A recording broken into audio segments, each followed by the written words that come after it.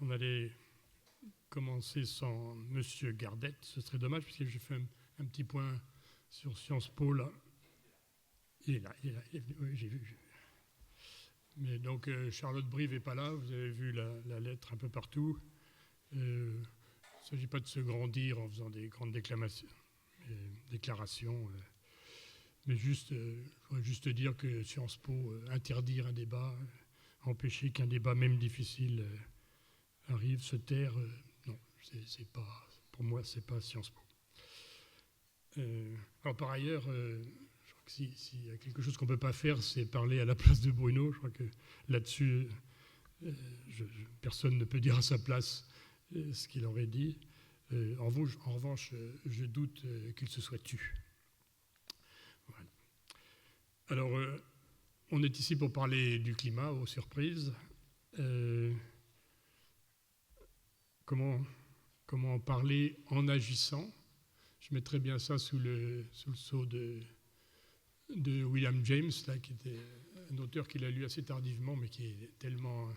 Je ne sais pas si c'est Bruno Latour qui était jamesien ou James qui allait être le prophète de Latour, mais la volonté de croire a une formule extraordinaire. Il dit, croire, c'est pas le méliorisme, c'est pas du tout un optimisme béat.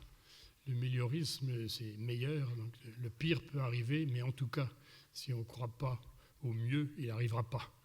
Donc je crois que par rapport au climat, on est un peu dans cette atmosphère-là, et ça me paraît aussi tout à fait conforme à l'espèce de méliorisme de Bruno, et non pas un optimisme béat.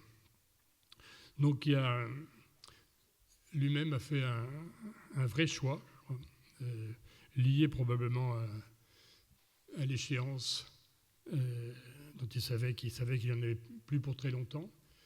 Et le climat a été le déclencheur, je trouve, d'une façon différente de concevoir son œuvre, moins comme une somme d'écrits de différents niveaux d'accès, quoiqu'il ait toujours eu un souci très fort pour être lisible. Mais là, il y a un vrai changement d'écriture, c'est-à-dire des livres plus courts, écrits plus simplement, voire avec des formats, comme on l'a dit hier ou avant-hier, pour le mémo différents, plus participatifs, plus saignants aussi, avec des objectifs. Il y avait l'urgence de Gaïa, et en même temps, pas du tout l'idée de s'affoler pour ça, mais au contraire, de commencer à enquêter différemment. Si je peux dire un petit mot pour commencer, moi j'aimerais paradoxalement politiser encore plus le terme. Je dis paradoxalement parce que le fait d'introduire en politique tous des objets qui n'en faisaient pas partie, comme la science, la technique, le climat, c'est très important. Je crois qu'il y a un paradoxe actuel qui a joué même pour Bruno, qui s'est surtout occupé du climat. Moi je m'occupe des migrants, là, chacun sa cuisine. Et puis l'extrême droite arrive partout. C'est un seul problème. C'est exactement le même problème, avec le capitalisme au-dessus qui est toujours là pour chapeauter le tout. Mais le climat, ça fait les migrants, ça fait l'extrême droite. Et l'extrême droite, c'est d'abord une peur panique de l'avenir. C'est pas l'enthousiasme hitlérien, heureusement. C'est pas du tout de l'enthousiasme, c'est le contraire d'un enthousiasme. C'est pas du tout jamesien, c'est une peur panique devant des choses qu'on ne veut pas voir. Alors cette peur panique, c'est bien quelque chose que Bruno a traité de façon, sur un ton très différent, avec que faire, le voilà léniniste en plus.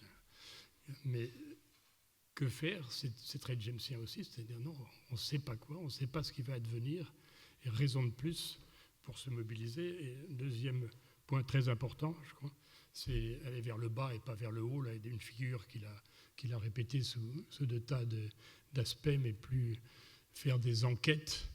Ce n'est pas des choses qu'il avait faites de cette façon-là, hein. Faire des enquêtes collectives avec des gens, non pas sur la terre avec un T majuscule, mais sur des territoires, sur l'endroit où vous êtes et l'endroit qui vous nourrit et qui nourrira les autres. Donc, par rapport à l'extrême droite, non, parce qu'on avait eu un débat un peu précurseur il y a 20 ans où j'avais fait le moraliste platonien, alors que lui faisait l'anarchiste pour dire qu'il ne fallait pas se contenter une espèce de mépris de classe vis-à-vis de l'extrême droite et d'un cordon sanitaire avec des arguments surtout moraux qu'il fallait prendre au sérieux. La question sortir d'une espèce de mépris moral et lancer, une fois de plus, ce cercle impossible de la politique, c'est-à-dire qu'il a souvent décrit de façon assez belle, là, avec aucun ne réussit jamais, là, il faut prendre des décisions, il faut représenter le peuple, et la représentation ne marche pas, la décision ne marche pas, mais c'est ce cercle permanent dans son indécision, l'indécision des décisions, qui est la même du politique. Un dernier petit point, là, le mot écologie n'était probablement pas le bon, en tout cas, il n'a pas servi du tout à rassembler un mouvement d'une politique nouvelle du climat. Il a au contraire, d'ailleurs, les contacts personnels avec les écolos ne sont pas très très bien passés. Et quand on connaît notre Bruno, je comprends très bien, puisque en gros, le dogme de l'écologie qui fait que sur le thème qui inquiète le plus la population, ils ont des votes ridicules. C'est bien d'un côté, on a la science avec nous, on sait ce qui va passer avec le climat. Et donc, une science fixe, on sait, ça ferme les bouches. Et ensuite, culpabilisation. Mais alors, comment ça se fait? Vous ne vous êtes pas préoccupé de ça, honte à vous. Donc, pour créer un enthousiasme, il y a des meilleures tactiques. Et donc, en effet, en général, ce double jeu de culpabilisation et de croyance un peu béate en la science qui sait tout, l'a souvent fait un peu s'éloigner d'eux.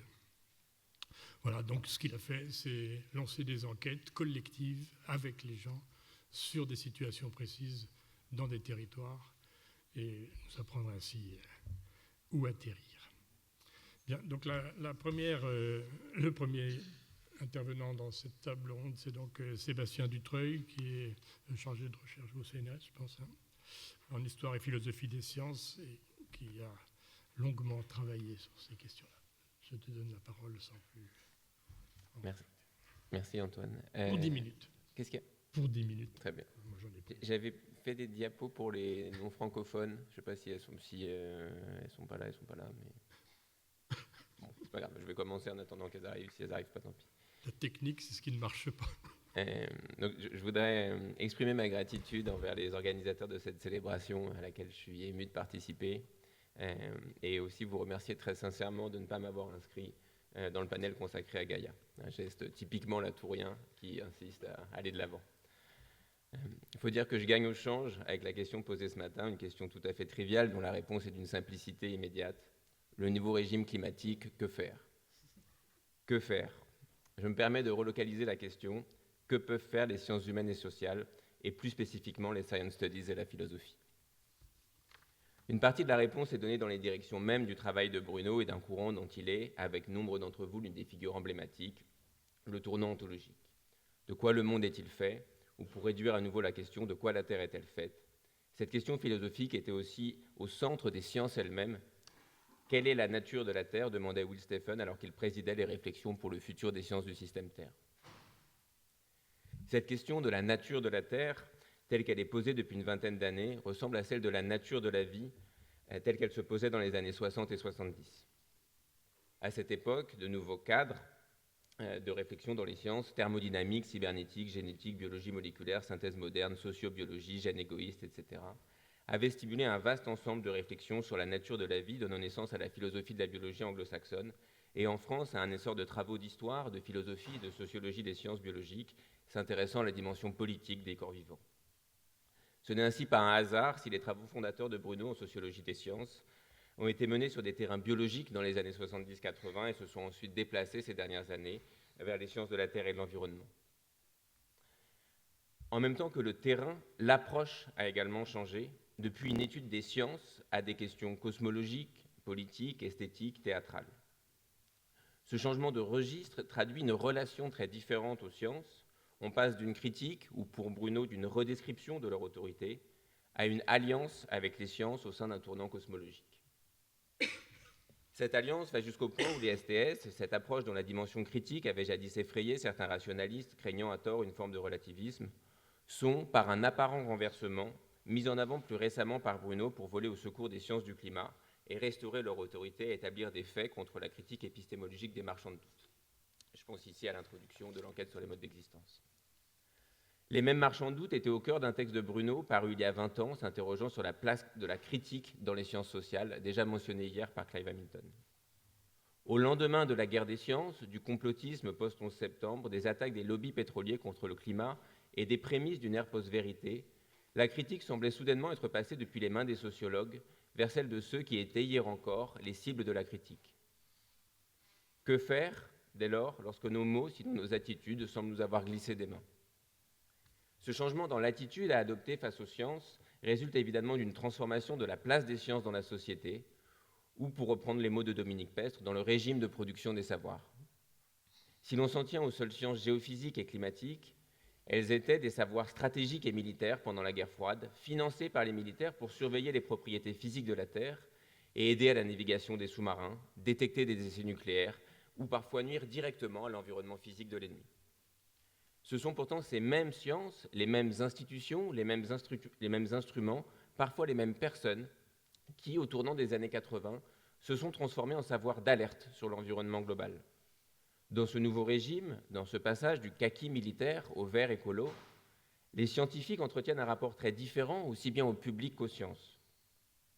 Hier, alliés au pouvoir politique sous le sceau du secret défense, aujourd'hui en régime de lanceurs d'alerte délivrant des recommandations gênantes et parfois activistes en rébellion. Dans ce nouveau régime, que devient l'attitude critique qui hier encore dénonçait le savoir-pouvoir de la science et ses effets d'autorité au sein d'un vaste complexe militaro-industriel ? Maintenir une attitude critique vis-à-vis des sciences d'alerte sur l'environnement global, n'est-ce pas par inertie se tromper d'ennemi ? Ces transformations profondes expliquent à mon avis les hésitations de Bruno. Il avait accumulé une quantité importante de matériaux empiriques au gré de son enquête de terrain sur les zones critiques. Que fallait-il en faire ? Il n'était plus question de refaire la vie de laboratoire au Pasteur. La situation est complexe et conduit à des réactions contrastées, parfois surprenantes. Qui aurait pu prédire que l'auteur de Provincialiser l'Europe publie récemment un livre qui admet bien l'existence d'une pluralité de mondes politiques et culturels, mais nous enjoint à reconnaître l'unicité de la description scientifique de la planète, telle que décrite par les sciences du système Terre. Many worlds, but one planet, pour reprendre le titre de l'article du livre de Chakrabarty. Au sein du nouveau régime climatique, on court ainsi le risque de voir revenir trop rapidement l'universalisme de la nature, accompagné de son autorité politique présentée comme indiscutable.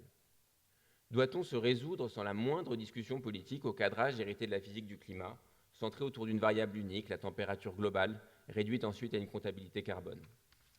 Ou encore absorber et appliquer les cadres issus des sciences du système Terre, comme les limites planétaires, sans ne jamais interroger les valeurs qui les sous-tendent, les conflits possibles avec d'autres manières de formuler les problèmes, ou encore la place que s'y arrogent certains scientifiques. Je me souviens d'une recommandation d'un chercheur à l'issue d'une conférence. Ne tapons pas trop fort sur les sciences du système Terre, par-delà leurs points aveugles politiques, elles sont objectivement des alliés dans l'espace public. Ce chercheur était pourtant lui-même reconnu pour avoir porté à l'écrit une critique politique importante des sciences du système Terre. Cette tension résume à mon sens toutes les difficultés dans lesquelles se trouvent les Science Studies dans son nouveau régime climatique.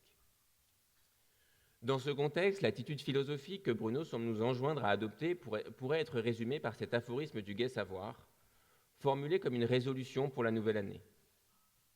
Je vis encore, je pense encore, je dois vivre encore car je dois encore penser. Je ne veux pas faire la guerre au lait, je ne veux pas accuser, que regarder ailleurs soit mon unique négation. Je veux même, en toutes circonstances, n'être plus qu'un homme qui dit oui. Car si l'on y regarde bien, Bruno s'est détourné d'une forme de critique vis-à-vis des sciences. Mais il l'a fait en sélectionnant très soigneusement celles auxquelles il s'intéressait et qu'il mettait ce faisant en valeur.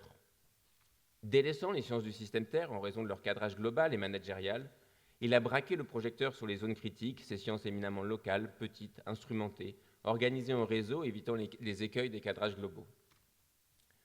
Dans le même temps, il a propulsé Gaïa sur le devant de la scène pour des raisons cosmologiques et de proximité ontologique avec sa théorie sociale. Parmi les nombreux attraits que Gaïa avait, il y avait la mise en lumière de tout le travail de maintenance, d'attention, de soins, d'attachement qui lie l'ensemble des êtres vivants et l'habitabilité de la Terre. Le second intérêt de Gaïa est le décalage considérable qu'elle introduit par rapport au régime climatique. Le géographe Mike Hulme déplorait que les physiciens aient cadré le climat comme un problème à résoudre. Formulé ainsi, comment éviter l'appauvrissement culturel considérable de notre relation au climat? Comment éviter dans le même temps la réaction réflexe des scientifiques et ingénieurs face à un problème?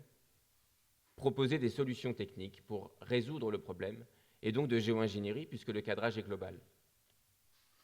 Yule m'appelait à redéfinir la question climatique comme une idée culturelle large, au même titre que les droits humains ou l'idée de démocratie libérale. La direction dans laquelle on pointait le travail de Bruno et celui d'Isabelle Stengers est une troisième proposition, Gaïa, pour aborder le climat comme une entité à laquelle on s'adresse et se relie. Que faire?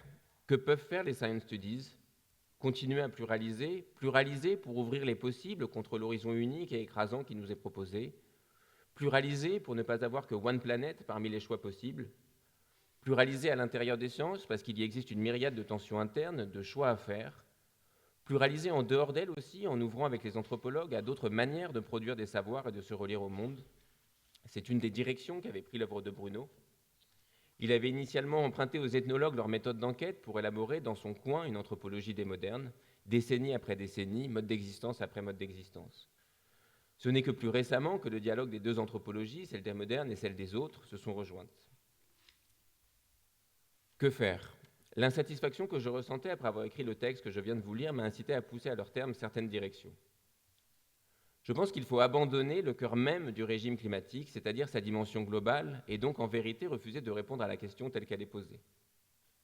Ces dernières années, plusieurs mots-clés se sont relayés au sein des sciences humaines et sociales pour articuler une réflexion dimensionnée à l'échelle, l'anthropocène, le globe, le planétaire, plus récemment l'habitabilité. En voulant jouer à échelle égale, nous, les sciences humaines et sociales, avons retenu l'une des dimensions les plus problématiques de la manière dont les physiciens et les bureaucrates onusiens ont cadré la question.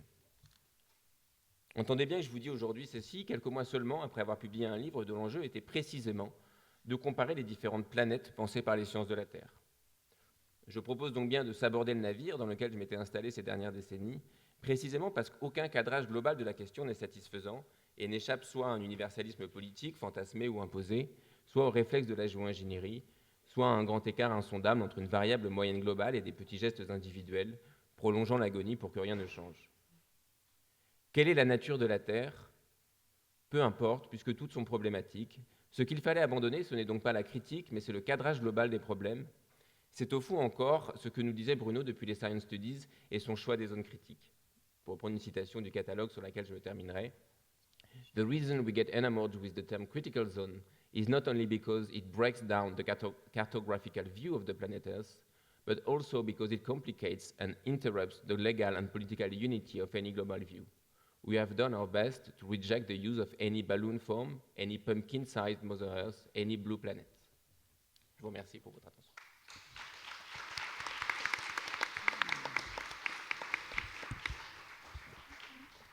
Bravo aussi pour le chronométrage, 10 minutes pile. Et merci pour ce rappel que le scientisme n'est pas la science. Je vais donner la parole maintenant à Olafur Eliasson, si c'est bien prononcé, qui est un artiste, personne n'est parfait, qui travaille depuis toujours sur des thèmes très inhabituels, comme en particulier l'olfactif, l'odeur. L'odeur en art, c'est vrai que ce n'est pas un sens qu'on a énormément travaillé. Donc je vais passer la parole tout de suite. Non, tu as le micro. Thank you. So I'm gonna not speak French, and I hope that what you said was about me. No, so it's a great pleasure to be here. Thank you for having me so much. Thank you so much. So I work as an artist, and I started art school in the early 90s, and at the time I was very interested in phenomenology, as a lot of other artists at the time, and through Merleau-Ponty and Husserl, I came to Deleuze, and from Deleuze to Oh, I can speak louder. Can you hear me now? Oh, absolutely. So I didn't say anything important so far anyway, but I started as, I say this because a lot of, I believe, art schools across in the Western world, and of course, were in the early 90s busy with the Mille Plateau and rhizomatic thinking, Deleuze, and there was a sort of a movement, right, in art schools. And art schools, they make art. They take thinking into doing. And in that sense, I was a part of that movement. And you know, there was a big topic. There was Henri Bergson with the idea of la durée, and so on. So when Latour came into this particular sort of environment of the universities or art schools, it had an enormous impact, enormous, because he brought another type of structure to thought, another type of thinking, which was very application friendly in the process of making art. And that was extremely refreshing. And it took away the sort of idea that there is theory and then there is reality. And Latour, he kind of mixed everything together, and it became a very applied type of philosophy in the art school. See, now, I was in particular influenced by his actor network theory and his, his idea of we have never been modern with culture and nature being mixed. I was very involved with the climate debates, and he was enormously important for that. And also the idea of remachine, or reimagine the earth, or reimagine how we land on earth, or how we are in the world. I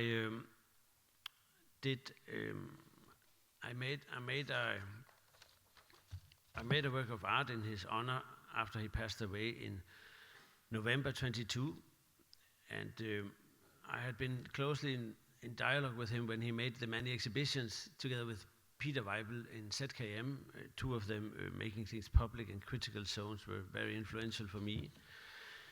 But the artwork I will show to you now, so I am asking you in a small experiment, and I have a little poem for you afterwards, very artistic, but I have a little experiment for you. So I'm going to ask you to participate now with me, and do exactly as I say. I'm sorry, but you know. See now, up here, I'm going to ask you now for 12 seconds to look at the green heart. Don't move your head, don't look up and down, just stare, like look at the green heart. Okay, from now, I will count to 12 inside of myself. To keep looking, no notes. That's 5, 6, stare, look strong, okay? 10, 11, 12. Now keep looking.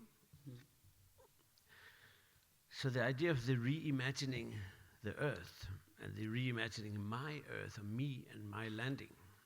Did the experiment work for you? Yeah, okay, good. So of course this is a Udo Terrien, down to earth, in that spirit, the book that I had in my hand when I made this. This was a part of a little project that was on the occasion of was it COP27, I think, and it was in his memory, and it was also the same time as Earth Day.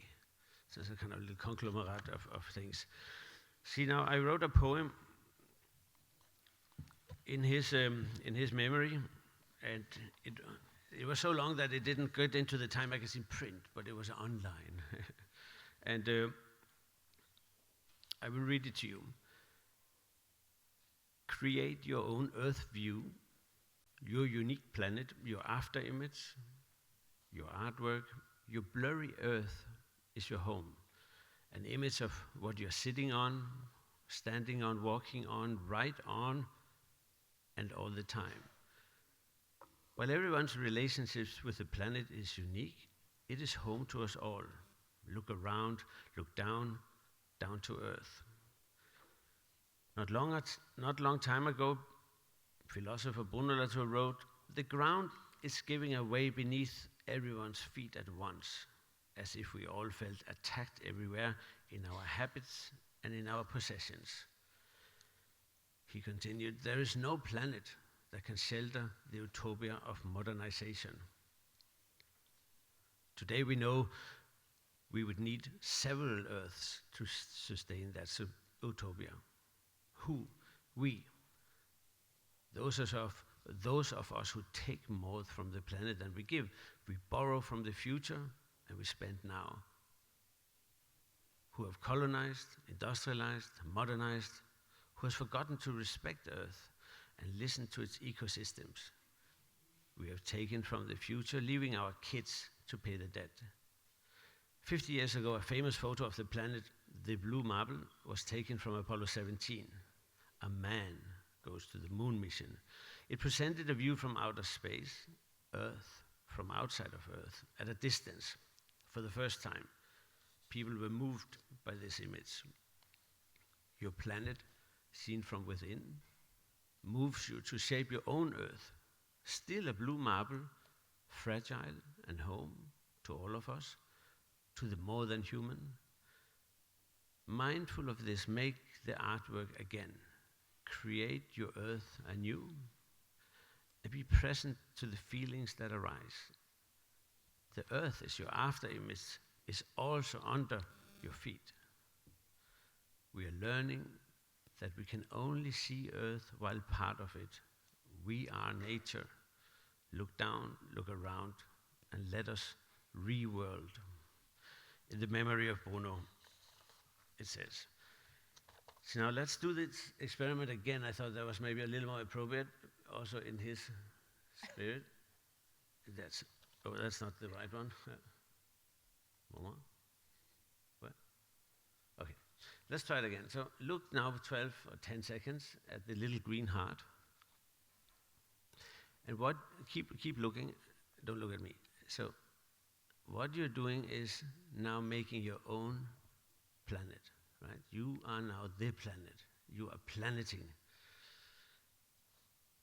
6, 7, 8, 9, 10, and keep looking. So you are now a projector of your own little artwork.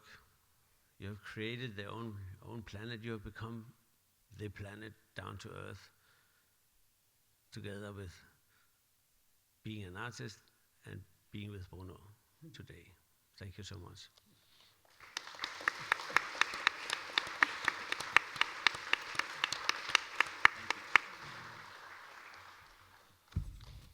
Merci beaucoup pour cette autre façon de nous rendre sensibles. C'est tout de même l'un des problèmes majeurs du politique aujourd'hui. J'ai donné la parole maintenant à Anastasia Martin, à ma gauche, si je ne me trompe pas, non. Donc anthropologue bien connu, notamment des ours. Je laisse la parole pour 10 minutes. Merci. Merci Antoine. Bruno, il y a un peu plus de 7 ans, tu m'avais convoqué pour dialoguer avec toi autour de Face à Gaïa. Dans mon texte de réponse, je m'étais adressée à toi, c'était facile, tu étais assis à quelques mètres, j'accrochais ton regard de trickster en chair et en os. Je vais faire la même chose aujourd'hui, moins par exaltation spirituelle que parce que j'aimerais prendre au sérieux, au pied de la lettre si tu préfères, ton rapport à ce que tu appelais la mise en présence contre le mode du transfert d'informations. Bruno, c'est assez agaçant de ne plus pouvoir se saisir d'un téléphone pour t'appeler au secours lorsque l'on trébuche brutalement sur un problème théorique de taille. Entre tous, tu avais cet art de démêler le problème qu'on exposait à ton attention en le connectant à une entité, un être, une problématique, a priori si éloignée qu'on n'aurait jamais pu penser qu'elle puisse éclairer notre propre affaire. La praxis assidue d'une ontologie de l'être en tant qu'autre, ton modus operandi, plus ton habitat. Ma chère, allez-vous donc nous dire où tombent les soleils lorsque l'on perd le cosmos aristotélicien, dans les fines mailles à peine discernables qui connectent les points lumineux entre eux et forment soudain, fulgure, une constellation dans le ciel de ton interprétation, tiennent ensemble parce qu'ils tiennent les uns aux autres, sans excès ni résidus. Personne n'a jamais habité dans la res extensa, aimais-tu à dire. L'idolâtrie, ce ne sont pas les dialogues soutenus avec tous ces êtres que tu as cherché toute ta vie, à qui tu as cherché toute ta vie durant à redonner de l'air, mais cet arrêt sur image, cet arrêt sur concept qui produit nécessairement une suspension du travail d'interprétation et une fâcheuse tendance au dogmatisme qui sera le prochain couteau suisse de l'ontologie. Avec toi, nous avons résisté à la fossilisation, à la pétrification. Nous nous sommes tenus dans un rythme plutôt que dans un message, avons partagé des paroles qui vivifient en œuvrant vers les possibilités d'une transformation. Mais nous avons aussi en même temps instauré, institué, stabilisé, inventé ou restauré de grands collecteurs qui redirigent l'attention dans un sens qui, on l'espère, génère et ouvre au ressaisissement plutôt qu'il ne ferme et tende vers l'hégémonie. Bruno, plus je travaille la question de la crise climatique et des manières modernes d'y répondre, plus les labels m'étouffent. Je suis empêtrée dans l'habitabilité. C'est peu de dire de t'avouer que j'aurais préféré tourner en rond dans ta géopathie plutôt qu'avoir à ruminer ce mot-clé aujourd'hui incontournable, habitabilité, qui se promène assez gaiement, complaisamment même, depuis que les SHS ont réintégré, réingéré les vocables des sciences du système Terre et dérivés. Que faire depuis la focale anthropologique avec ce concept? Le pluraliser et le réinstrumentaliser à de nouvelles fins? Car tu t'en doutes, on ne connaît pas beaucoup de collectifs autochtones qui se réfèrent aux conditions d'habitabilité de la planète sans avoir été au préalable réinformés eux-mêmes par les savoirs occidentaux qui conservent cet apanage normatif et surplombant propre à leur histoire coloniale. Mon problème avec l'habilité tient à l'histoire de sa production, bien sûr, mais il est surtout lié au fait qu'aucune perspective émanant de l'ethnographie ne paraît jamais assez puissante et stabilisée pour pouvoir prétendre décaler nos propres lignes de partage. L'habilité au sein des SHS est encore une fois un effet de synthèse qui pointe à nouveau comment la science naturaliste a biffé la diversité des collectifs, de leurs histoires, en subsumant une myriade de pratiques, de visions, sous une même bannière, un même slogan, un même standard. Tu connais ces questions par cœur, et au fond, à bien y réfléchir, et malgré toutes les piques que je t'ai envoyées il y a quelques années, je préférais encore le collecteur Gaia pour court-circuiter la res extensa. Alors Bruno, que faisons-nous avec ces grands collecteurs? Si soutenabilité va avec globalisation et habitabilité avec planétarité, est-on sûr de vouloir participer à ce jeu rhétorique alors même que depuis des disciplines différentes, nous en saisissons les limites et les risques? Ne sommes-nous pas encore là en train d'alimenter ta grande globaliverne au sein de laquelle il est rigoureusement interdit de discuter du cadre global de la discussion? Nous avons un problème de mots, cadre de pensée, et m'est avis que nous sommes loin d'être sortis de l'auberge. Donc, pour dire autre chose de ce fameux nouveau régime climatique, Bruno, je te propose de quitter le bateau, de mettre des crampons et d'aller marcher sur le glacier qui fond. Te souviens-tu de Claude Lorius dans les années 60, du glaçon de 15 000 ans qu'il plongea dans son whisky un soir de grand soif en terre Adélie, de cet incroyable accident aux frontières qui ouvrit à la compréhension du lien entre climat et gaz à effet de serre? La beauté du geste, ce à quoi ouvre la découverte d'antiques bulles d'air dans le glaçon, c'est le surgissement de la mémoire. La glace porte en elle un souvenir. Elle contient les réminiscences des grands cycles géochimiques de la Terre. Sous l'effet du réchauffement, cette mémoire disparaît comme neige au soleil. Nous sommes en train de perdre les archives atmosphériques de la Terre dans un grand incendie hors de contrôle. La bibliothèque est en feu, ses pages d'atmosphère partent en fumée, 800 000 ans d'histoire qui auraient fait pâlir d'envie Alexandrie. N'est-il pas étonnant qu'une société littéralement amnésique d'elle-même, qui n'a de cesse d'aller de l'avant en oubliant d'où elle vient et ce qui la fonde, soit confrontée à la perte de ses archives les plus anciennes, soit forcée de regarder le feu s'étendre jusque dans les couches les plus profondes des géants de glace? Et l'image mythologique de Prométhée s'impose encore, Prométhée enchaîné, supplicié à une dévoration infinie pour payer le prix de son arrogance, condamné à l'impuissance face au feu qu'il a volé et qui lui a échappé. Que cela arrive à cette société-là, celle qui a écrit, annoté, décrit, documenté, analysé, conservé ses archives depuis plus de 2 millénaires, n'est certainement pas anecdotique. Car ne nous y trompons pas, il ne s'agit pas d'une attitude propre à l'ensemble de l'humanité. Rien n'est plus loin des préoccupations des peuples autochtones que cette exigence de conservation, d'archivage, de muséification. Rappelons-nous de l'ironie avec laquelle Schopenhauer faisait référence au livre des Blancs, ces pots d'images qui ne reflètent que l'incapacité des Occidentaux à se relier aux mémoires du temps sans support matériel. Qu'est-ce que cette perte de mémoire atmosphérique contenue dans les glaces nous raconte de nous-mêmes? Nous qui, sans les outils technologiques actuels, sommes devenus balbutiants, incapables d'accéder à ce qui nous précède. Oui, la bibliothèque mémorielle brûle, et il ne s'agit pas seulement de la mémoire imprimée sur les arbres qui fabriquent les pages de nos livres, incarnée par les objets qui peuplent nos musées, engrammée dans les métaux rares qui composent les disques durs de nos ordinateurs. Il s'agit de celle qui se tenait, royalement indifférente au destin des humains, cachée dans les glaces sous forme de vide. Accompagnant notre amnésie devenue pathologique, la mémoire de l'air contenu dans l'eau gelée s'évapore et retourne dans les limbes, là d'où elle venait, into thin air, ou de manière plus contemporaine, into thick air. À l'annonce de ce constat imparable, toujours la même question qui taraude le fond de la tête, comment allons-nous sauver des flammes ce qui reste encore à sauver? Conserver des carottes de glace en Antarctique et ailleurs dans des chambres froides sous respiration artificielle comme nous muséifions la diversité génétique au Svalbard? Voilà notre seule réponse? Qu'il y ait urgence à collecter de nouvelles carottes de glace pour enrichir nos archives environnementales d'une diversité de marqueurs géochimiques est une chose. Que notre seule préoccupation devienne le management de ces carottes destinées à ancrer dans une base de données supposément léguée aux générations futures en est une autre. Voilà le legs du big data atmoglaciaire et quelques carottes en attente de la fin prochaine à l'hôpital des glaces. Bruno, le tragique n'est pas le feu. Le tragique, c'est encore notre manière d'y répondre, sans rien changer à nos habitus moribonds. Et là, tu t'y attends, tu me vois venir gros comme une maison. C'est là que pour penser plus loin, je te ramène aux autres, à ceux qui n'ont jamais conçu les milieux abiotiques comme autant de solides et de flux régis par les seules lois de la mécanique des fluides.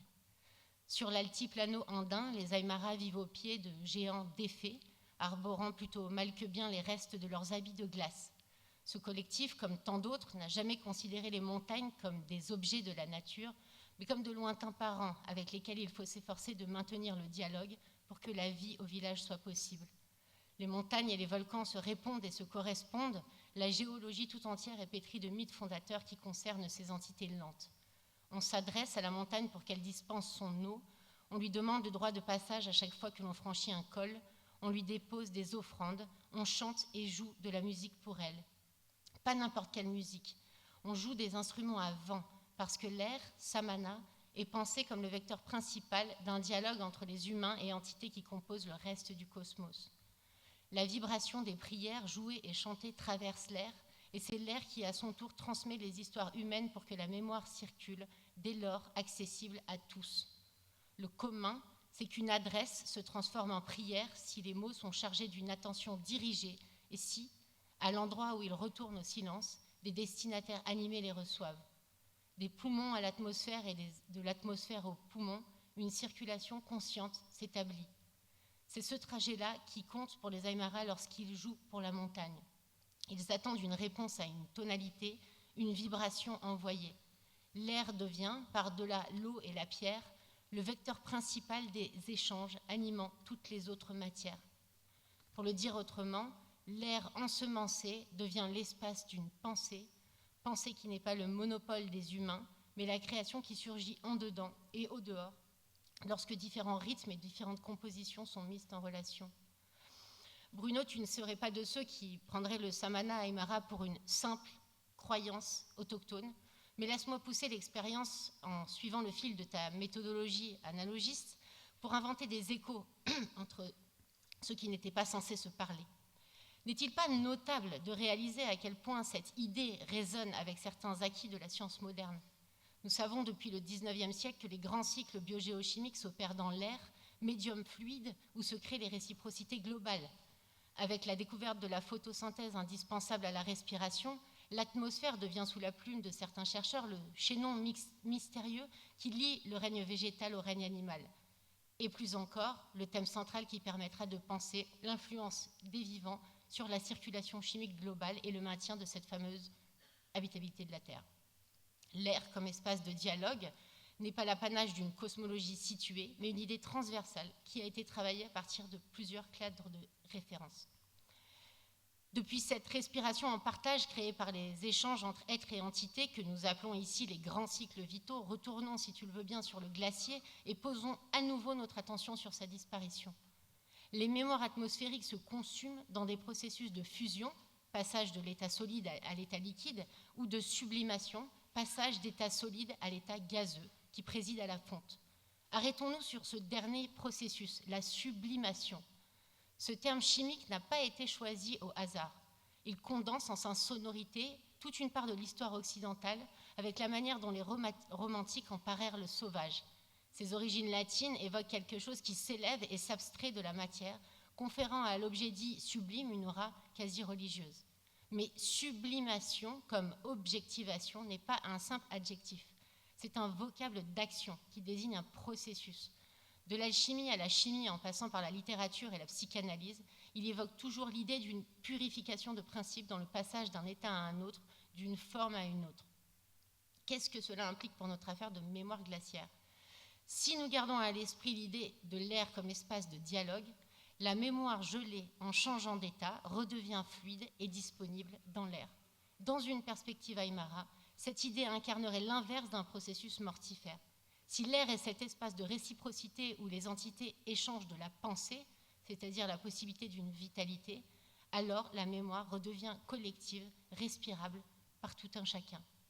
En suivant tes pas, Bruno, et c'est une discussion que nous avons entamée il y a quelques années avec la géopathie, j'aimerais proposer que rendre leur voix aux montagnes et aux glaciers qui disparaissent, ce n'est pas les doter à nouveau d'une âme ou d'une personnalité qu'ils auraient perdue dans le grand mouvement de rationalisation du regard humain, c'est leur restituer leur principe d'animation, qui ne se trouve pas en eux, pas plus qu'ils ne sont en nous, mais dans la constellation formée par nos relations. Voir l'assemblage est une puissance humaine. S'y rendre sensible en participant au collectif hybride qui naît de nos singularités, tout en les sublimant infiniment, et ce à quoi nous devons nous rééduquer. Je terminerai moi aussi avec Peirce et ces mots élémentaires et fulgurants que tu te mettais en bouche à l'orée de ton œuvre. Les grands livres pénétrés de la pensée du vent, où sont-ils donc ? Y a-t-il encore parmi nous des humains hors d'haleine qui habitent dans la mémoire du vent, qui sont épris de son souffle ? Des humains comme toi, Bruno, toi qui, dans toutes les épreuves du chemin, n'as jamais renoncé à tenir clair au vent le plein midi de sa vision. Merci.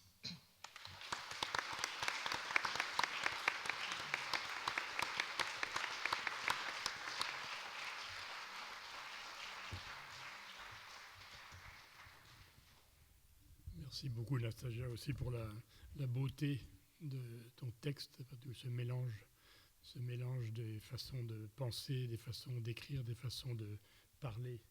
Il me paraît aussi assez décisif pour comprendre et sentir ce qui se passe, notamment avec cette fuite vers les mots globaux que nous avons toujours. On veut dire comme si on montait toujours vers le haut, même pour parler du pluralisme, de redescendre, etc. On prend des mots globaux. Donc il faut trouver d'autres façons de dire ça, comme la tienne, sublime. Ça nous transforme un petit peu en lapin glacé avec nos carottes, mais les lapins glacés, ça nous fait assez bien finalement. Je vais donc passer la parole maintenant à Horacia Muirvat, qui est professeure ici, personne n'est parfait, et qui travaille beaucoup sur le droit privé et le droit comparé. D'ailleurs, je ne sais pas du tout ce que vous allez dire, donc je vous laisse le dire.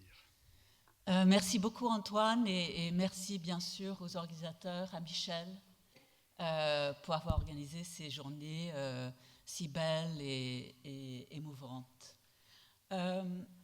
Alors moi, je suis, comme vient de le dire Antoine, juriste, et j'ai une réponse évidemment à cette question facile, que faire ? Et il n'y en a qu'une, bien sûr, c'est rêver. Alors, l'image que vous avez là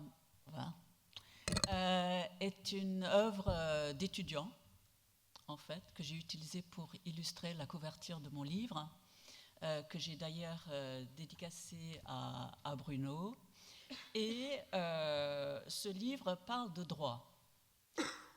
Et vous pouvez éventuellement, peut-être, vous étonner que les juristes rêvent, ou que le droit puisse aider à rêver. Mais hier, on a entendu un panel magnifique d'ailleurs. Depuis le début, tout est magnifique. Mais hier, on a parlé des êtres de Fichte et de Mette. Et il y a des liens probablement invisibles pour les modernes entre les Fichte-Mette et les droits Paul.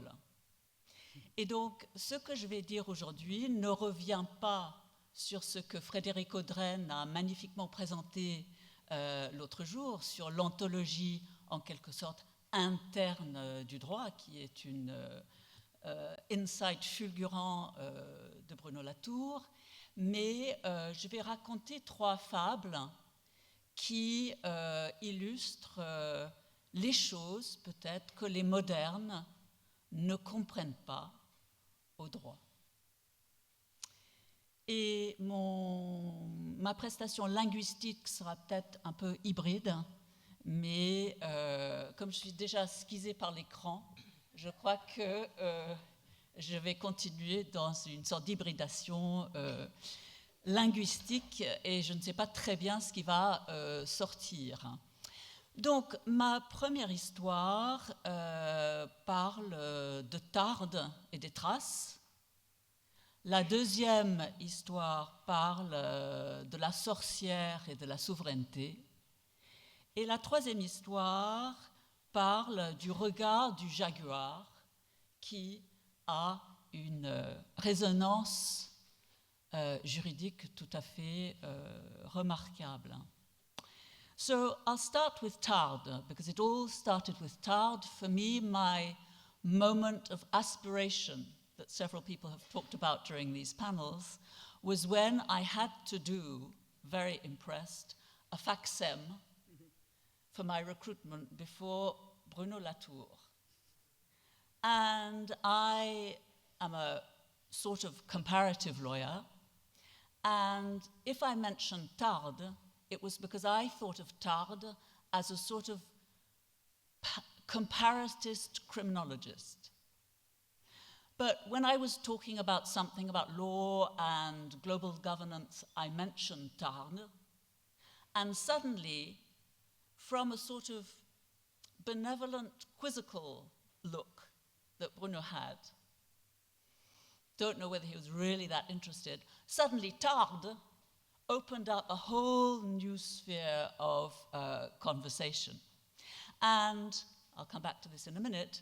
What most people don't know about Tarde when they're not lawyers is that Tarde was actually a judge during the day. During the night, he did many other things, but during the day, he was actually a juge d'instruction à Sarlat. Anyway, that was a moment of opening because I suddenly began to see the traces or the reprisals of everything that Bruno was talking about, but in the field of law. So some of the things are quite obvious. The effects, for instance. So quod omnes tangit, for anybody who's read Justinian's code, effects are obvious. They are obvious today in the courtroom. Les viols de Mazan are emotions, effects running through the courtroom. Other things are more technical but evident. L'attachement in legal language sont les rattachements. And there is many more. Other things are perhaps less visible to the moderns. For instance, the quasi-objects, the quasi-semiotic objects are all there in the law. Les délits, les quasi-délits, les contrats, les quasi-contrats, they're all quasi. They're all hybrids from different categories. Modern time is a chronotope that was invented by the medieval lawyers, as Kantarovich explained, to provide the continuum in the interregnum. And then, of course, the veil. From the veil as an object of political controversy here today, we have the veiled sovereignty of Egypt as a colonial protectorate. The veil is a metaphor that runs through the law all the time. And then, of course, we have the judge, the judge confronted, for instance, with questions of restitution, which is now such an important political, social controversy. So the judge has to decide, because that's how modernity creates the constraints, whether a magical mask, for instance, that's put up for auction in Christie's or Drouot is a person or a thing. But the judge never thinks of the agencies, which is the third Roman law category, in order to explain and describe the world of things invested with agency. So this brings me to something perhaps more mysterious, and this is my second story about sovereignty and sorcery. So the Leviathan has been the subject of a lot of conversations in these panels, of course. The Leviathan is a Latourian figure. We see the Leviathan as such, but as the body politic. We've been talking about Hobbes these days. But what is less known, perhaps, to the moderns, at least the modern lawyers, is that when the frontispiece of Hobbes's Leviathan was presented to James I of England, James VI of Scotland, of course, with a crown on its head and all those little human faces within the sea monster, which is a fabulously quizzical move, it seems to me. This happened at a time where James I, but also Jean Bodin and other very important figures who are elaborating modern sovereignty, was actually producing a treatise on demonology and witchcraft. And one of the very, very important legal matters of concern was who had jurisdiction over the witches. And there was a lot of legislation about witchcraft, the regulation of witchcraft, the regulation of sorcery, and some of those texts actually remained until very recently into the 20th century, particularly in the world of the common law, where there was no rupture under the Code Civil. So one of the questions now that the jurists are struggling with, and this is in the context of political theology and Carl Schmitt, is to say that actually Schmitt got it totally wrong. Political theology was not a political theology, but actually a political demonology at the time. Now, that could lead us a long way. Thinking about sovereignty is thinking about the Leviathan is also to think about the demise of the dominus mundi, in other words, the world of global rule. And another idea is that actually, since the demise of the dominus mundi and the rise of the Leviathan, the ghost, the spectre of the dominus mundi is here to haunt us and to find new bodies, body politics, corporate bodies in which to become incarnate. And that, I think, is a very important topic because it leads us to think about other previous forms of extinction in modern's own history, but also elsewhere. And this leads me to Le Regard du Jaguar. I'm squeezing this side of the screen. Donc, Le Regard du Jaguar, c'est la perspective qui s'introduit aussi bien en droit qu'ailleurs. Et je pense que c'est là où on voit la part de rêve qui peut entrer dans la sphère juridique. Alors, Philippe Descola l'a évoqué dans sa magnifique présentation. Je voulais vous montrer également une œuvre d'art et également une œuvre d'art d'étudiant. Et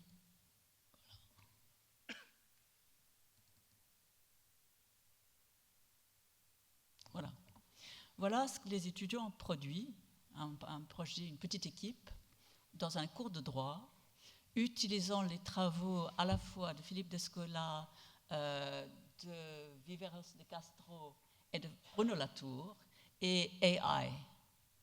Et à la question « est-ce que les entités naturelles ont une personnalité juridique ?» eh bien voilà ce qu'ils ont imaginé, c'est The Nile's Day in Court.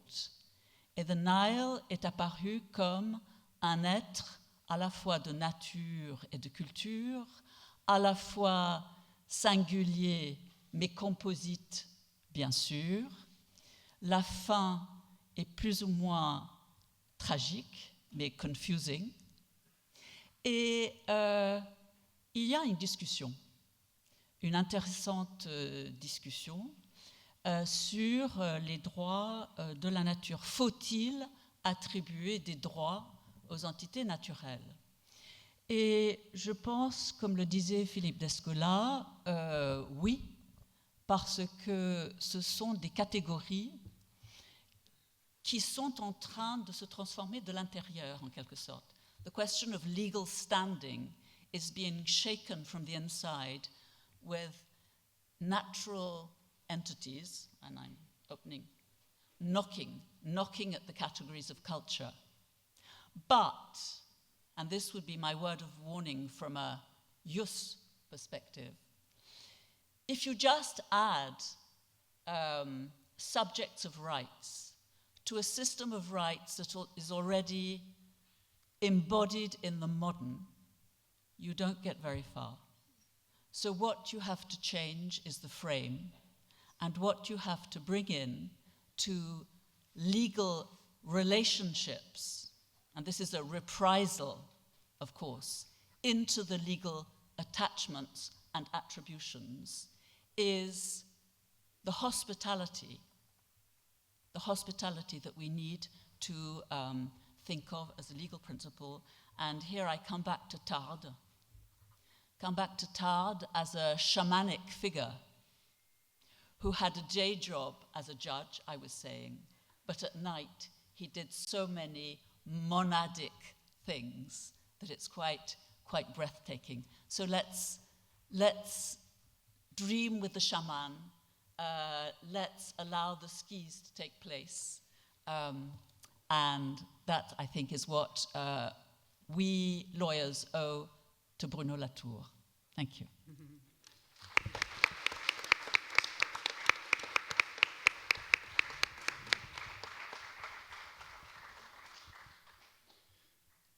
Merci beaucoup, Horatia, pour ce très bel exposé, là, un critère un peu différent. Après tout, le droit se mélanger à la poésie, voilà, un couplage assez inhabituel. Enfin, probablement qu'il n'est jamais trop tard de faire ça.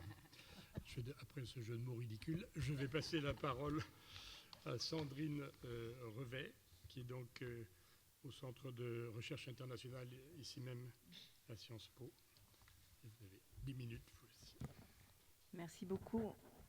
Ça marche. Merci beaucoup. Merci aux organisateurs et de m'avoir convié à ce colloque. Je suis vraiment très honorée de pouvoir contribuer. Et je suis très heureuse de parler après Horatia, puisque je vais en quelque sorte faire atterrir un petit peu cette question. Alors, moi, je voudrais commencer par une petite anecdote de terrain, puisque je suis anthropologue, comme une sorte de clin d'œil à Bruno et aux circulations de ses idées. En mars 2022, j'étais en Colombie pour poursuivre mon enquête sur ce que produit justement la décision de la Cour constitutionnelle colombienne de 2016 qui reconnaît le fleuve Adrato comme sujet de droit.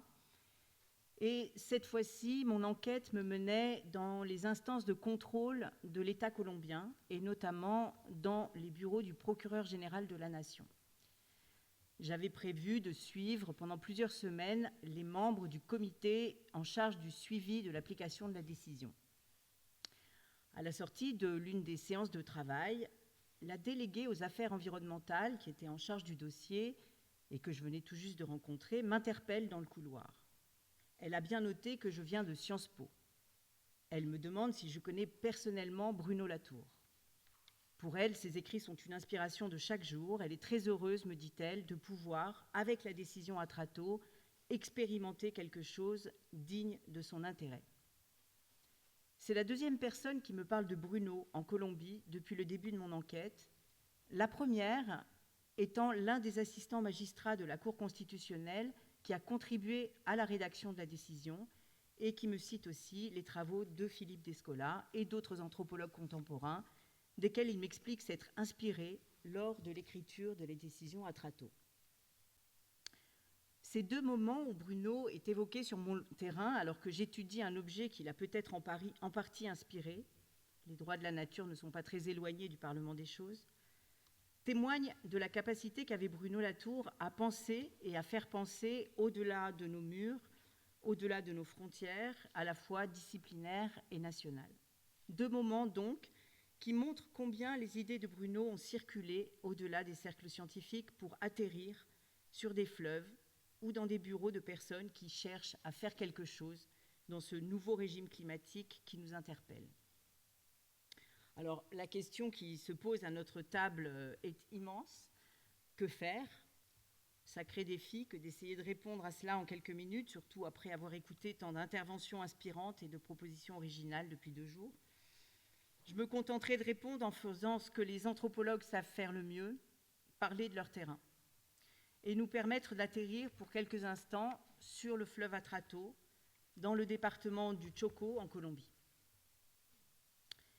Alors, on pourrait décrire ce que les habitants du Chocó ont fait en 2014 et qui a abouti en 2016 à la déclaration du fleuve Atrato comme sujet de droit par la Cour constitutionnelle colombienne, comme un atelier d'autodescription inspiré de l'ouvrage Où atterrir. Constatant que leur territoire traversait une crise sans précédent, initiée au début des années 2000, les habitants du Chocó, accompagnés par quelques jeunes juristes de Bogota, s'étaient attelés à la tâche de faire un diagnostic des problèmes qu'ils rencontraient dans leur vie quotidienne. Un exercice d'autodescription qui répondait en quelque sorte à la question posée par Bruno Latour « De quoi je dépends pour vivre ?» Décrivant leur vie dans ce département complexe, peuplé de 80% de population noire, descendant des esclaves liés à la colonisation de la région, un département oublié de l'État colombien qui n'avait pas cru nécessaire d'y apporter les infrastructures, les routes, les hôpitaux ou les écoles qu'il développait ailleurs dans le pays, les habitants ont décrit leur vie. Cette vie, ont-ils dit, alterne entre agriculture, pêche et orpaillage artisanal et se déroule en interaction permanente avec le fleuve dont ils dépendent inévitablement pour naviguer, commercer, se laver, cuisiner, jouer et pratiquer un certain nombre de rituels qui cadrent la vie collective de la naissance à la mort. Depuis le début des années 2000, disent-ils encore lors de ce diagnostic, la région est devenue un lieu important du conflit colombien dans lequel des guérillas, des paramilitaires et l'État colombien lui-même se disputent l'accès aux ressources, parmi lesquelles le bois et l'or. L'extraction de ces deux ressources par ces acteurs armés provoque des perturbations importantes de leur mode de vie, rendant laborieuse la navigation sur le fleuve, contaminant les eaux et rendant la pêche impossible et la consommation des poissons dangereuse, affectant les sols, les plantes et leurs fruits desquels ils se nourrissent. Leur conclusion était sans appel. La région, son fleuve et ses habitants traversaient une crise sans précédent. C'est avec ce diagnostic, formulé dans leurs termes, que les habitants se sont adressés aux juges de la Cour constitutionnelle, non pas sous la forme d'un cahier de doléances, mais sous une forme juridique, la tutelle, pour leur demander de défendre leurs droits fondamentaux. Sur la base de ce diagnostic et sur la reconnaissance des liens d'interdépendance existants entre le fleuve et les habitants de la région, le juge a reconnu le fleuve comme sujet de droit, en s'appuyant sur un faisceau de droits, les droits dits bioculturels, qui lui ont permis d'intégrer sous une seule clause de protection les dispositions sur les questions environnementales et sur les dimensions culturelles des communautés ethniques déjà présentes dans la Constitution colombienne.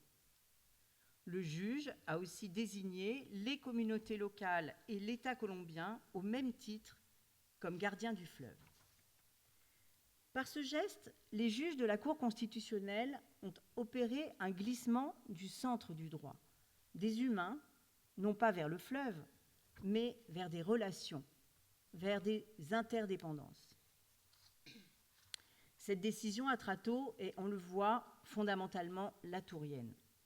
Issue d'ateliers de description qui permettent de dire ou redire où atterrir, et ce faisant de produire du territoire, elle circule, se transforme, s'équipe et devient un assemblage qui rappelle le parlement des choses et introduit la rivière et tous ses habitants en sujet de droit, donc en sujet politique. Pourtant, et même si ce geste juridique a sans aucun doute permis de changer le regard de nombreux acteurs sur ce territoire, il ne se suffit pas à lui-même. Et le fleuve et son bassin n'en restent pas moins jusqu'à maintenant une grande réserve de ressources dans laquelle puisent les humains et pour laquelle ils se disputent. Le conflit est là, bien là, violent et armé.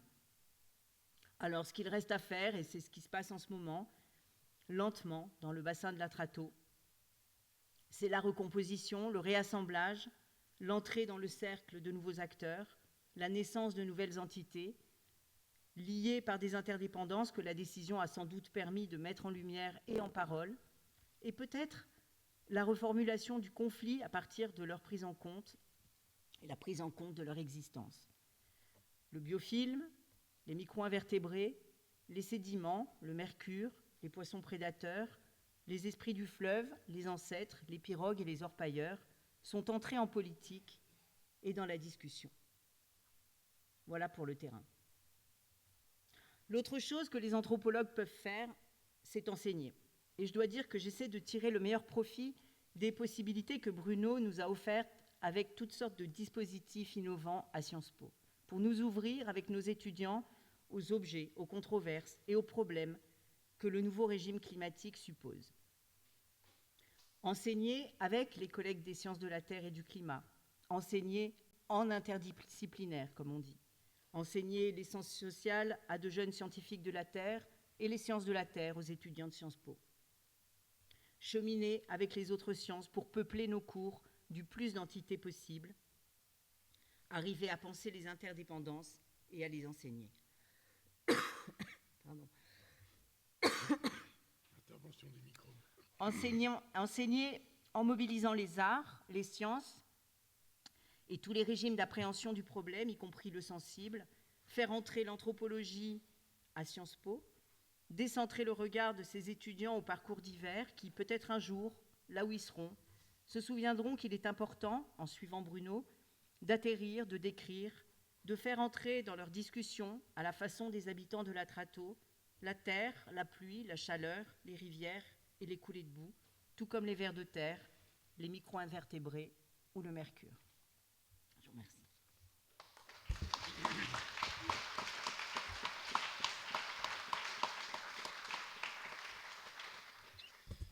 Merci beaucoup pour cette intervention et les précédentes. Ça me donne presque envie de corriger ce que j'ai dit sur Bruno et cette espèce de changement de cap pour les quelques dernières années de sa vie, parce que je donnais ça un peu comme une espèce d'alerte devant la mort. Il faut que je me dépêche. Et il avait toujours eu un regret un peu intellectuel du fait de ne pas avoir prolongé le travail plus conceptuel sur les modes d'existence. Et je pense que c'est bête ce que j'ai dit.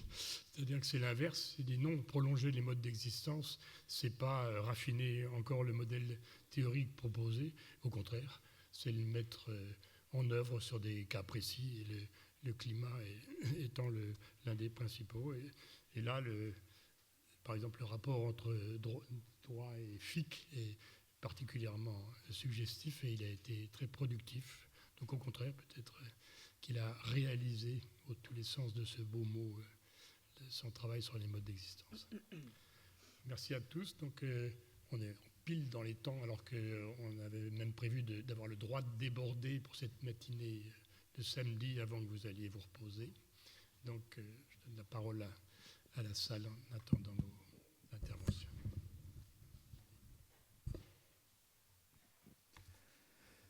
C'est pas une question, c'est un commentaire déclenché par la remarque qu'a faite Horacia Mouer-Watt sur l'hospitalité.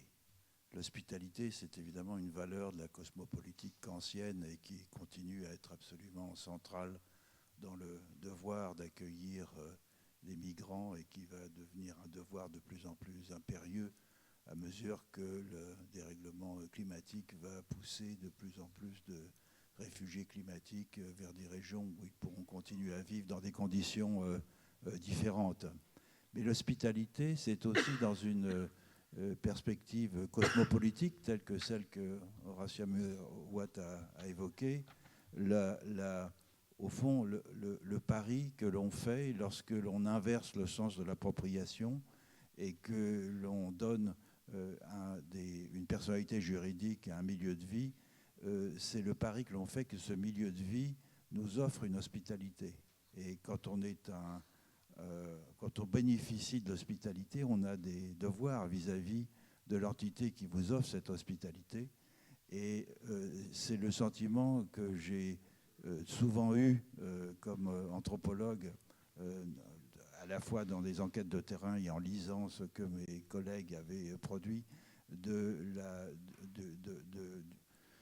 de l'attitude qu'avaient des populations autochtones vis-à-vis du milieu où elles résidaient. Et c'est aussi le sentiment que j'ai eu très vivace à la ZAD de Notre-Dame-des-Landes, qui n'est pas un lieu qui a une personnalité juridique, mais dans lequel les habitants entretiennent vis-à-vis du milieu où ils ont choisi de s'établir ce même type de déférence vis-à-vis d'un milieu qui leur accorde l'hospitalité. Et ça permet au fond d'aller peut-être un peu plus loin sur la question cosmopolitique, c'est-à-dire d'envisager ce que peut être un sujet politique. Est-ce que ce sujet politique, c'est un sujet collectif? Est-ce que c'est un milieu de vie? Moi, je dirais que c'est plutôt une relation ou un ensemble de relations. Et c'est en ce sens très difficile à formuler pour le droit, au fond. Je pense à un exemple que j'emploie souvent, qui est celui de la communauté de Sarayaku en Amazonie équatorienne, dont des membres sont venus à la COP21 pour demander la reconnaissance de leur territoire à l'occasion de cette grande messe, en justifiant cette demande par le fait que dans ce territoire se déployaient des relations entre humains et non-humains, à la fois matérielles et spirituelles, qui méritaient d'être protégées. C'était les relations qui devaient être protégées, et le territoire, bien sûr, qui offrait l'occasion pour ces relations de se déployer, qui devait être protégé. Et ce que j'ai trouvé intéressant, c'est que l'argument ne reposait pas sur l'autochtonie, sur l'ancestralité, qui dans cette région n'a guère de sens, mais au contraire sur une façon d'invoquer, au fond, des relations multi-espèces de toutes sortes, comme la base d'une forme de souveraineté distribuée entre humains et autres qu'humains.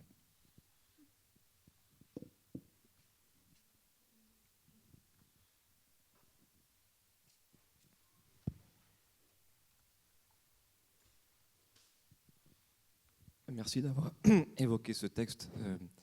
Je suis content d'en entendre parler parce que j'étais avec le chef Sarayaku qui me l'a mis entre les mains et qui m'a demandé de le traduire. Et il s'est retrouvé quelques années plus tard à cette COP 21 et j'ai entendu dans une vidéo de vous, Monsieur Descola, que avec quelques années de retardement, il avait poursuivi son chemin jusqu'au bout, ce texte. Et ça me ramène finalement aux questions que j'ai comme un embarras que je voudrais partager, surtout pas surplomber dans ce que j'entends. C'est vraiment de l'ordre de la question du doute. Je me demande si justement dans cette inversion de la conception même de l'hospitalité, il semble d'ailleurs même qu'à ses racines, le concept d'hospitalité soit complexe puisqu'il soit mobilisé par Kant à une époque où il faut que les étrangers colons que nous sommes reçoivent l'hospitalité de ceux qui sont colonisés. Je ne voudrais pas dire de bêtises là-dessus, mais c'est presque une drôle, pour le coup, de conception de l'hospitalité. mais que si l'on prend au sérieux, à l'inverse, une toute autre conception de l'hospitalité, de celle de reconnaître que nous sommes accueillis, non pas accueillants, que nous ne reconnaissons pas dans ce que nous voyons à l'extérieur de nous des possibles entités, mais que finalement, de notre point de vue, nous ne faisons qu'assembler. C'est ça qui m'a fait douter, hein, et c'est pour ça que j'aimerais juste qu'on revienne là-dessus, peut-être dans le texte de Nastasia Martin. Est-ce qu'il n'y a pas un basculement à accepter, à assumer, pour que, je ne vais pas dire une bonne fois pour toutes, puisqu'il s'agit évidemment de rester dans la complexité et dans tous les mystères qui nous environnent, mais pour que on accepte que, évidemment qu'un fleuve a une âme quelque part, avec toutes les questions que ça soulève, évidemment qu'un arbre a une agentivité, évidemment que les montagnes également, que nous ne faisons pas qu'assembler de notre point de vue subjectif des êtres qui, malgré la difficulté qu'on a à mettre des frontières, à savoir justement où se cachent les individualités, mais des êtres qui, bien sûr, nous accueillent, nous embrassent. C'est vers eux d'ailleurs que, dans le silence, on se retourne quand finalement le monde humain semble nous abandonner ou en tout cas nous semble incompréhensible.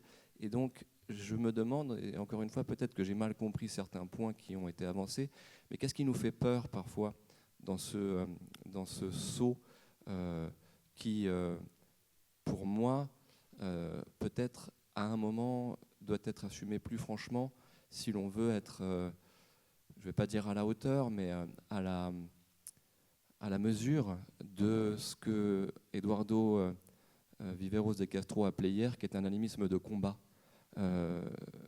Et voilà, tout simplement. Est-ce qu'il s'agit toujours de prendre, on parle de prendre au sérieux, et bien sûr la délicatesse d'une réunion comme la nôtre aujourd'hui demande à utiliser les métaphores, la poésie, mais n'y a-t-il pas quelque chose aujourd'hui qu'on peut se permettre d'assumer un petit peu plus dans l'urgence de la situation, avec toutes les armes qu'on a pour le faire?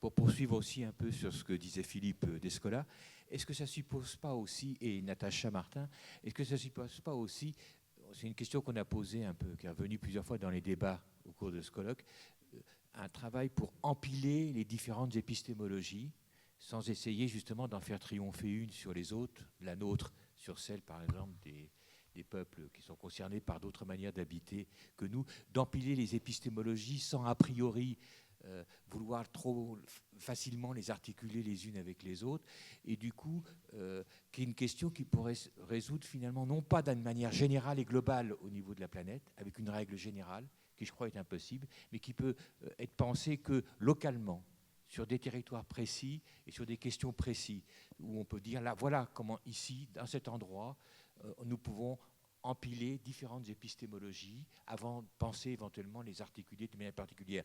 Ce que je dis là, évidemment, est inspiré du dernier travail d'Anat Singh. Je ne sais pas si Natasha l'a encore lu, mais comme elle avait préfacé notre dernier travail, le dernier travail publié d'Anat Singh, Friction, je ne sais pas si elle a lu le prochain travail, le Pachi Anthropocène, où elle propose un peu cette démarche-là. Les membres du panel peuvent évidemment faire signe s'ils veulent répondre.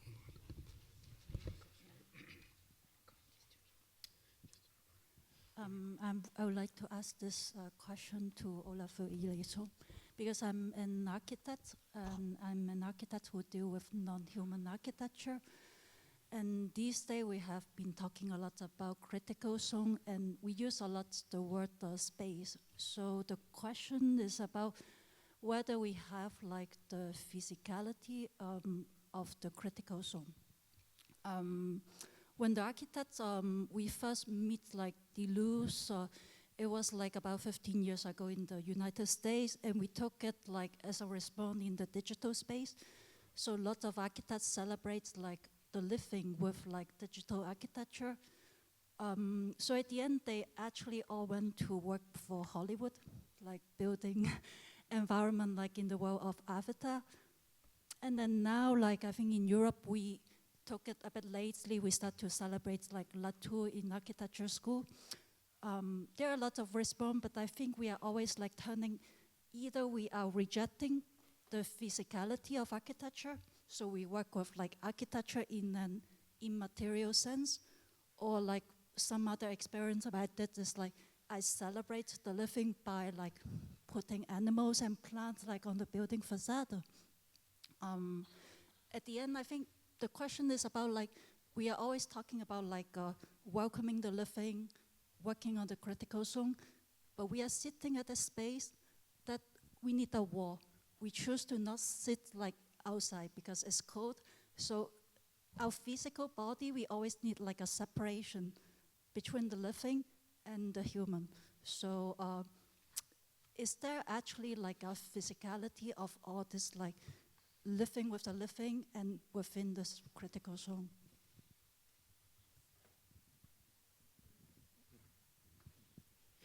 Je voulais embrayer un petit peu sur le commentaire de Philippe Descola. Au sens juridique, au fait, la personnalité juridique, le sujet juridique, c'est une opération juridique. On peut, en principe, donner une personnalité juridique à n'importe quoi. Il suffit de le décider. Mais on reste dans un système juridique moderne, de pensée juridique moderne, au sens où on crée un individu qui est censé participer au jeu du droit. D'ailleurs, le mot « personne » le dit très bien. La personne est un masque qui se met devant celui qui parle vraiment. Pourquoi? Pour le protéger, pour qu'il ne doive pas être toujours en totalité devant le système juridique. C'est un masque qui protège. Personare, c'est ce par quoi on fait entendre sa voix.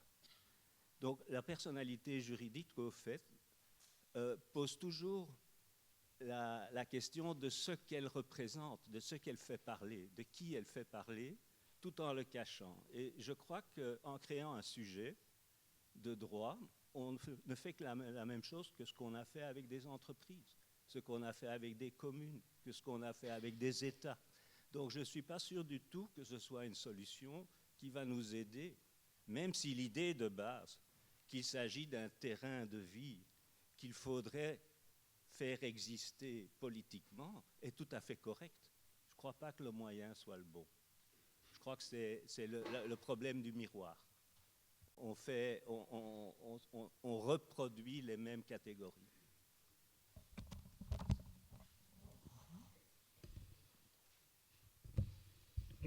On peut prendre le contre-pied absolu de ça. C'est assez drôle qu'on termine pratiquement toutes les interventions là, on parlait du droit. Et le droit, c'est vraiment le DRO, là, celui entre crochets de Bruno.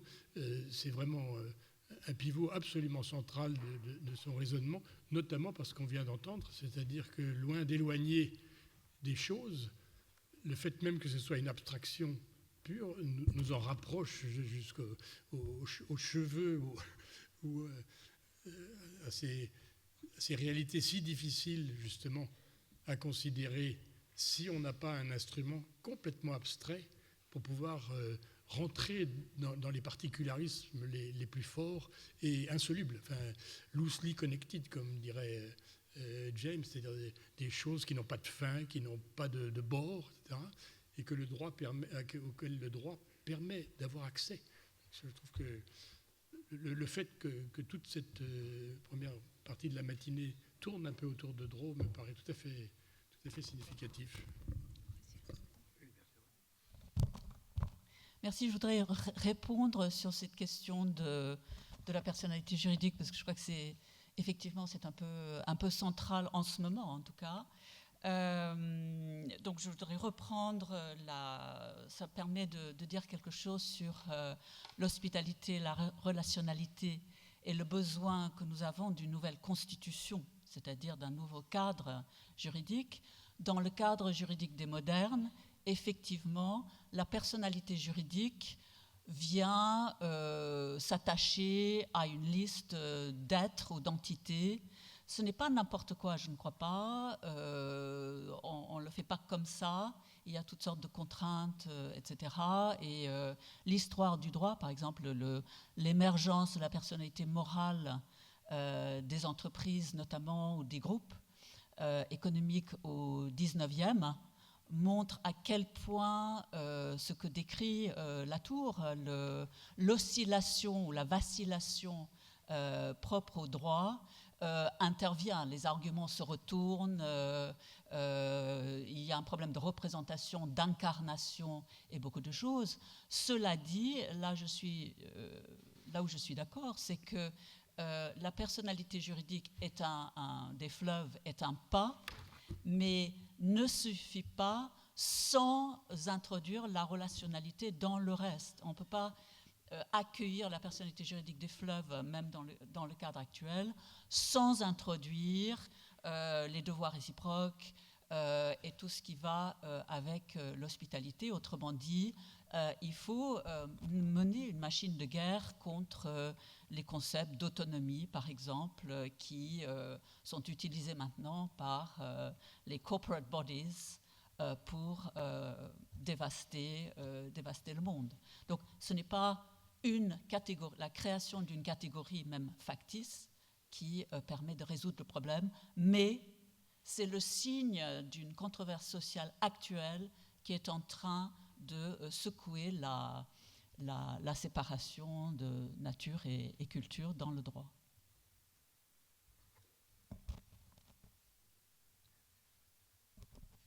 Il y a une réponse? Il y a un droit de réponse. On peut faire un petit.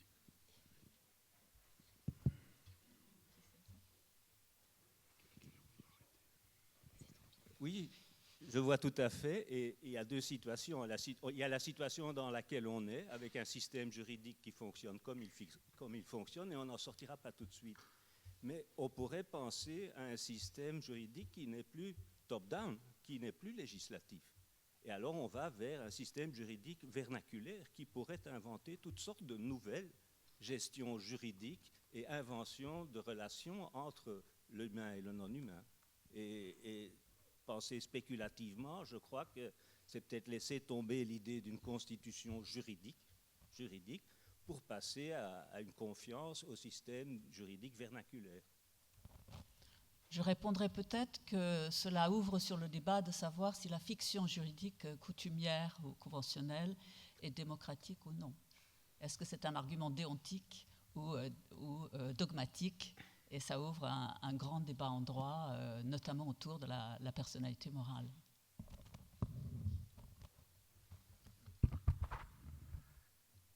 Can I say something on the chance that I might not answer any questions at all? But I was interested in trying anyway. I heard the word hospitality. Bruno came to the UDK in Berlin, where I was teaching as a professor, a group of students just after the COP in Copenhagen. The Copenhagen COP, I think it was 15, was a disaster, famously so. It was when Obama was there and Merkel, and there was all these fantastic photos which were essentially taken to make it a heroic act, but they were disastrous, and that very much fueled the Paris COP, which was then seen as a less disaster. It turns out today that it was still a disaster. See, now Bruno came to the school and he said, let's reenact, let's reimagine the reality. There is not an unreal and a real. There's not reality and a representation. It is all one thing. There is no outside. So we pretended that we were Merkel, Obama, and the students, everyone was one. And Bruno was Connie Hedegaard, who was the conferencier. And then he rewrote the ending as a success. So he was interested in the emotional discrepancy between the failure and the sense of success. And he talked about hospitality. Let's host the reimagination of a successful COP.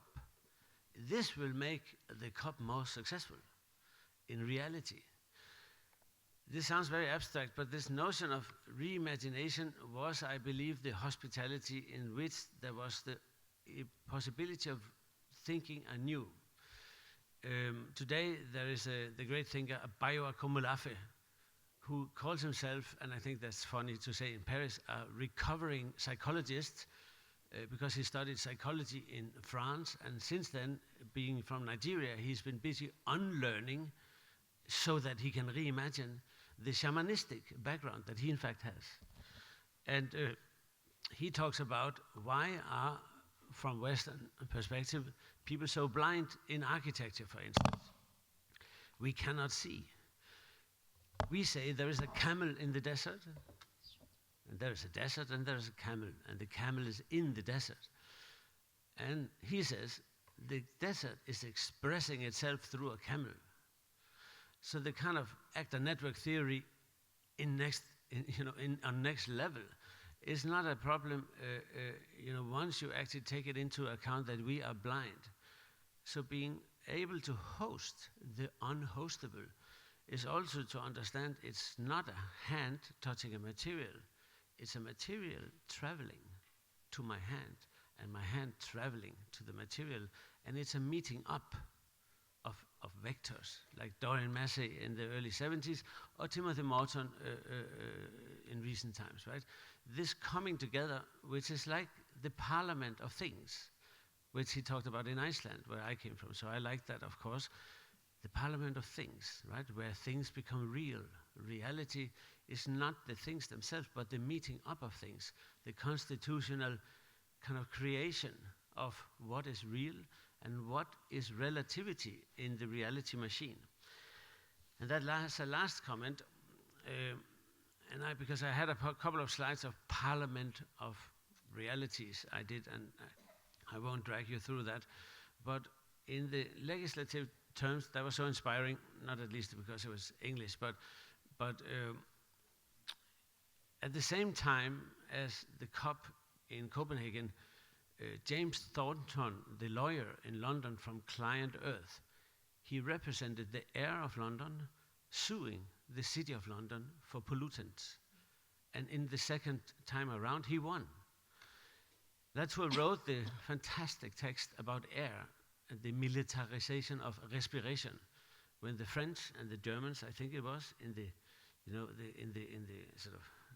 trenches, and the Germans, they were waiting for the wind to turn so they can take gas, which was more heavy, and they just put out gas on the ground, and the gas took the wind and the climate, the wind and the respiration, which was unimaginable, was suddenly militarized and was imaginable, horribly so, right? So the gas went into the trenches. So the idea of imagining the unimaginable, not as outside of reality, but inside of reality, shamanistic, or in any other way for that matter, that is where I think the hospitality of Latour unfolded itself. Thank you. Can I just say something about reality or fiction becoming reality or something shamanic? In April this year, the European Court of Human Rights heard and accepted a case by the group of Swiss grandmothers against Switzerland. Mm-hmm. And the Swiss grandmothers complained precisely of air pollution. But the clever move was that future generations are not yet a legal category or an entity, although they could be. But the Swiss grandmothers' case managed to go through via the threshold of legal standing because they complained of the damage that the quality of air caused to their own grandmotherly leisure activities. Mm. It was a very, very clever move, and so suddenly fiction became reality. This is a very musical conception of law that we are talking about.